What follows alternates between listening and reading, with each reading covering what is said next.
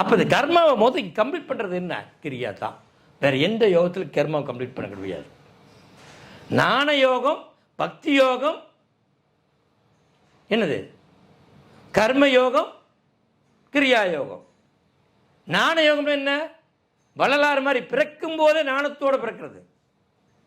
பக்தி யோகம் என்ன? அருணகிரிநாதர் மாதிரி பாடலை பாடி கிருஷ்ணனை நீக்கினார் முருகன்ட்ட. 1000 பெண்கள் அளவு இருக்காது, அர்ப்பணிச்சார், குஷ்டமே வந்துருச்சு அவருக்கு. அப்போதான் இறைவனை வழிபடுறாரு. இப்படி ஒரு சூழ்நிலை வந்துருச்சே, முருகா என்னை காப்பாற்றுவாயா அப்படின்னு சொல்லி அழுது பாடுறாரு. பாடுற பாடலில் முருகன் வாங்கிட்டாரு. ஆனால் அவர் தற்கொலை பண்ணிக்கணும், மலையிலிருந்து குதிக்கிறாரு. அப்போ என்ன பண்ணுறாரு முருகன்? ஐயோ இப்படி ஒரு இசையை கேட்க முடியாது அப்படின்னு சொல்லி அவரை காப்பாற்றி அந்த குஷ்ணனிலிருந்து குண்ம நோயிலிருந்து நீக்கிறார். அதுதான் பாடலினால் வரக்கூடிய மிகப்பெரிய ஞானம். சரி, கர்மயோகம்னா என்ன? பட்டின்தார் மாதிரி பல கோடிகளை சம்பாரித்து கப்பலில் வியாபாரம் பண்ணி அரசனுக்கு மிக சம்பாதிச்சார்.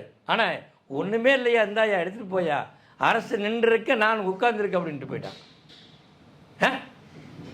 சிவத்தன்மையோட வேற எந்த தன்மை பெருசில் போயா, சொத்து பொண்ணு ஆவரணம் தங்கம் வயிறம் கயிற எனக்கு எது வேண்டாம் அப்படின்னு வீசிட்டு வந்துட்டான். அத கர்மயோகம். அப்ப கிரியா யோகம் என்ன?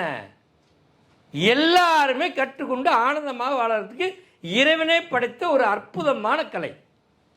ஸ்ரீ கந்தகுரு ஃபவுண்டேஷன் நடத்தும் மகா அவதார் பாபாஜியின் கிரியா யோகம் பயிற்சி வருகின்ற செப்டம்பர் 7 அன்று மதுரையிலும், செப்டம்பர் 14 அன்று சென்னையிலும் நடைபெறுகிறது. கலந்து கொள்ள விருப்பம் உள்ளவர்கள் 9842023346 என்ற எண்ணிற்கு தொடர்பு கொண்டு முன்பதிவு செய்து கொள்ளவும்.